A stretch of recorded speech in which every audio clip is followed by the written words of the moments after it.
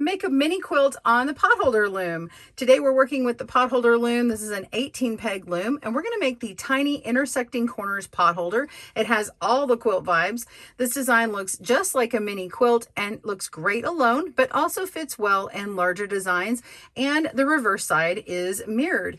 You can find a detailed chart of the design at Piglet's Potholder Patterns for the Tiny Intersecting Corners Potholder, shared with permission under Creative Commons and license. We're going to have a tutorial today and written instructions down below at our link, so stay tuned and let's make one together. Welcome to Goodknitkisses. We're all about helping you stitch your love and love your stitches. This pattern has written instructions and links to both right and left-handed video tutorials for your convenience, as well as a link to the chart we referred to in this pattern. So visit our link down below in the video description for a link to our blog. If you'd like to purchase an ad-free version on our website, you can do that, or also get on our Ravelry and Etsy stores, but we won't be publishing the Creative Commons chart, but we will have a link to it if you'd like that, as well as in the PDF. We do have those fully written instructions for each pattern we make in the series, and all of them have videos, and they're all down below for your convenience. So for materials, you're going to need your loom, of course, your weaving tool, and I use a crochet hook for the last few rows and then binding off. And then we have our loops. You need 20 of color A, I'm using green, and 16 of color B in pink that I'm using here. Use whatever contrasting color you like for your little miniature quilt. And let's grab our supplies and we'll begin. Let's begin by placing our warp loops. So the vertical loops going across here.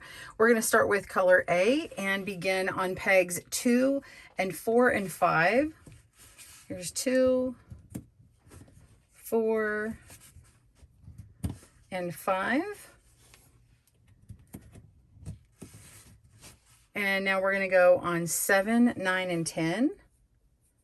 So we got 5, 6, 7. So 7, 9, and 10. And then we have 12 and 14 and 15. 12, 14, and 15.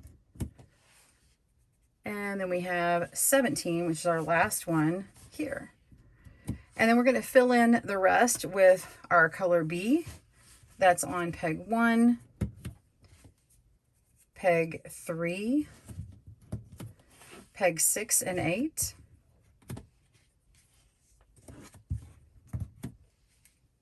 and then we have 11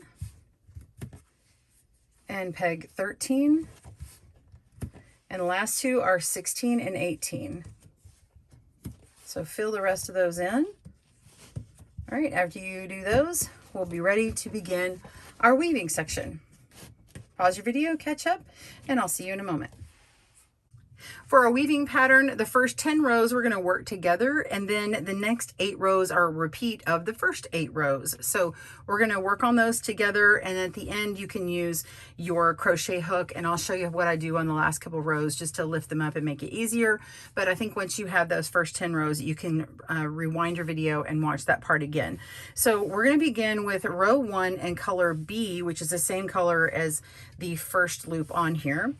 We're going to start with repeat of 3. So we're going to go under 1 over 1 3 times. So under 1, go ahead and place that. That's once. Go under over the second time, under over the third time. Place your finger. And then we're going to go under 1 over 2. Under 1 over 2. I'm going to mark that. And then we have under 2 over 1. Over 1. Mark that. And then we have under 1 over 1 3 times. So under 1 over 1 once, twice, and then a third time, and then place that. And that is row 1. Row 2, we're going to grab A, and we're going to weave under 2 over 1. Okay, over that one. And then we are under 1 over 1, under 1. So under 1, over 1, under 1. And then over 2, under 1, over 1. So over 2, under 1, over 1, and then under 2, over 1, and then under 1, over 1, and then under 1, over 2. So you're going over those last 2 and place. Okay, for row 3, we're going to go with B and weave over 1, under 2.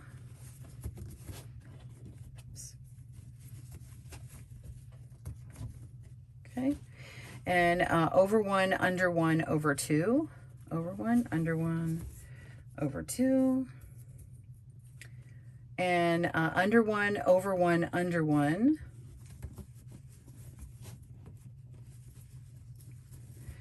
Over 1, under 2.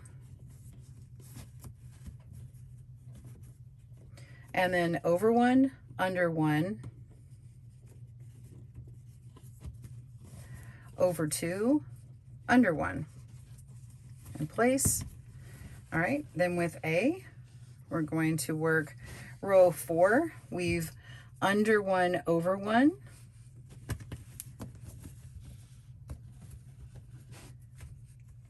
And under 2, over 2. And then we have a repeated section. We're going to go under, over 3 times. So under 1, over 1 once, twice, and a 3rd time. Mark it after that one where you're going to go over. And then we're going to go under 2, over 2, under 2, over 2, and then under 1, over 1. Place on that last one there. And then row 5, we're going to repeat color A, and we're going to weave over 1, under 1.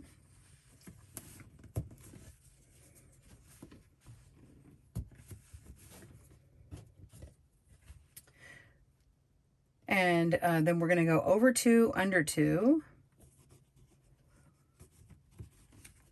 So over 2, under 2.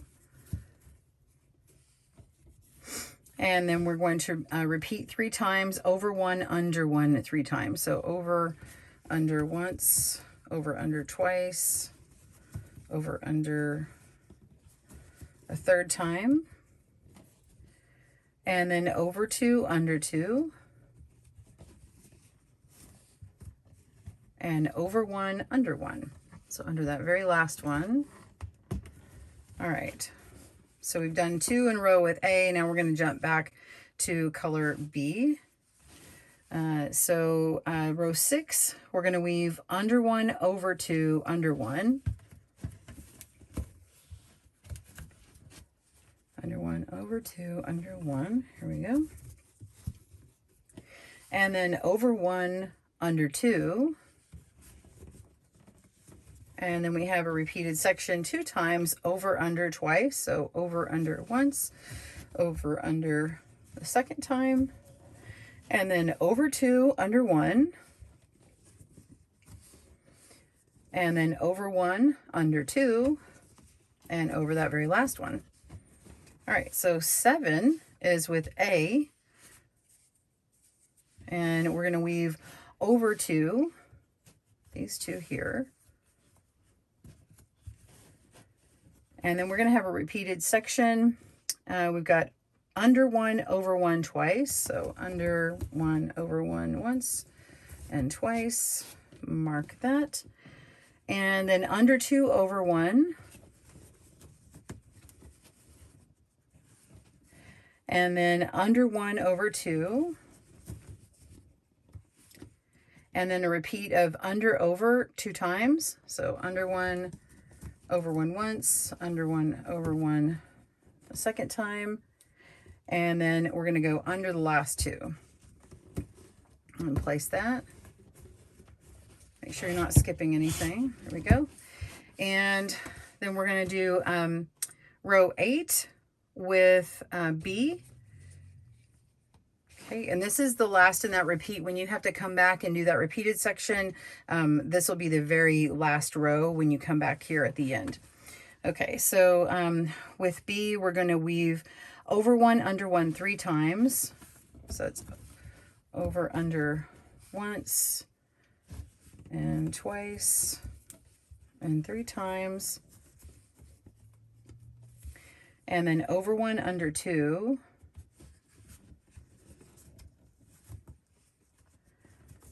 And then over two. And then repeated 3 times under, over. So under, over once, under, over twice, under, over a 3rd time. And that last one is under one.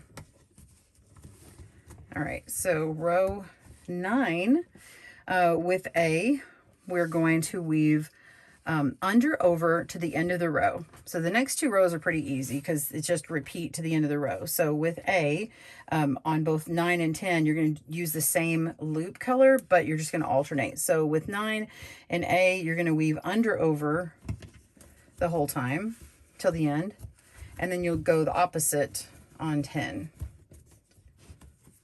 So start with under, go over, repeated all the way across.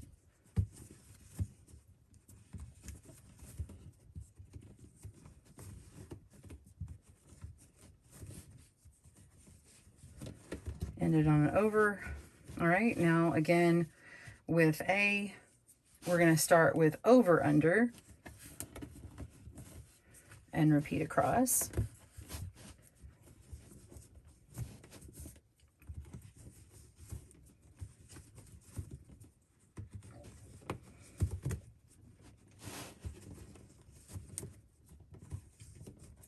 You can really start to see that quilt design come through. Last one goes under. Okay, so now you're ready for your repeated section of the first 8 rows. Go ahead and do those. I'll come back with a couple of rows at the end just to show you how I do my lifting technique, and then we will bind off together. All right, pause your video. I will meet you there. I have a few rows left. You can see I'm on my 3rd from the last row. This is row 16, which is a repeat of row 6. And it doesn't really matter which one, but you can pick up your crochet hook whenever it starts getting tight. You can do this earlier if you like, but every time you need to go under one, you can kind of read the pattern ahead and pick up those few stitches and use this to kind of open it up and weave underneath those things. So I'll show you what I mean. So row 6, I've gone under the first one and I need to go over 2. So going over these 2 here. So I'm not going to do anything with those. And let's see, look, go back to my pattern. It says over 2. It says, okay, under 1, over 1, under 2. So I'm going under this one, over this one, and under these 2. So I can go ahead and pick up these 2 here and pick up this one here. I'm skipping the one that I'm going over. Take my loop, stretch it to the opposite side, and place it on that peg there. And then now we can place these down. So those just hold it, and we don't have to weave and put our fingers in through everything or use a weaving tool. Okay, so you're just going to continue on that row, picking up the loop again, and continue with that repeat. So let's see, I went under 2. Now I'm going to do a repeat of over 1, under 1 2 times. So over 1, under these 2. So I'm going to pick up those 2, place it, and then place these back down. And then we're going over 2, which those already are. I'm going to just mark that with my finger. And now we're going to over, let's see, yeah, over 2. And now I did under 1, over 1. So under 1, over 1. And then under 2, over 1. So now I'm just going to go under these 2 here and under this one here. And that completes that row. And I just have the last 2 rows left. So you just keep using this technique until you are done with those rows. Pause your video and meet me back up. We will bind this off together. See you soon. Okay, we are ready to bind off, and I always start at the opposite corner of where my little marked peg is. But I actually go 1 peg over. So this top line here, I'm going 1 peg over. It's just the way that I do it. You can try it any way you like. Start in the middle, wherever you like. This is how I like to end it. So I know exactly what sequence my colors are supposed to be, so I can complete that last stitch one more time. We're going to pick up this last stitch here on this row, and then we're going to go to the top row, pick that stitch up, and just loop over and through. And then the next one, pick that up in the sequence and pull it through. Like that. You can do it with your hand, or you can do it with the tool. And just continue going through in sequence all the way around. And pause your video. I'll meet you back up for the last stitches and show you how I finish off the remaining loop. All right, so I'll meet you back at the end here. See you soon. All right, we're coming to the end. I have one last loop on my peg. Pull that off and pull through. And if you remember, we began with a pink one. So I'm going to come to this one over here, and we're going to go through that one. That's the corner one. Pull through. Okay, and before I do anything else, I just start kind of stretching this out to kind of block it, make it a little bit straighter before I pull through and mess with my loop. Okay, there we go. And now I can just flip it over on the back and pull through some of these loops and get that worked in. So we just work that loop into the back and just go in like 2 or 3 of them. And there we go. It's in there nice and snug, and I have completed my potholder. So I hope you've enjoyed making your potholder today. Make several and stitch them together for a nice big trivet or some other project. Also, I do have a bag made out of these. If you'd like to try that, you can make one that size, or you can make a smaller version, whatever tickles your fancy. Thanks so much for joining me again at Goodknitkisses. Have a great day, and happy knitting, crochet, and looming. Bye-bye, everyone. Thanks for joining us today, where we help you stitch your love and love your stitches. See you again soon.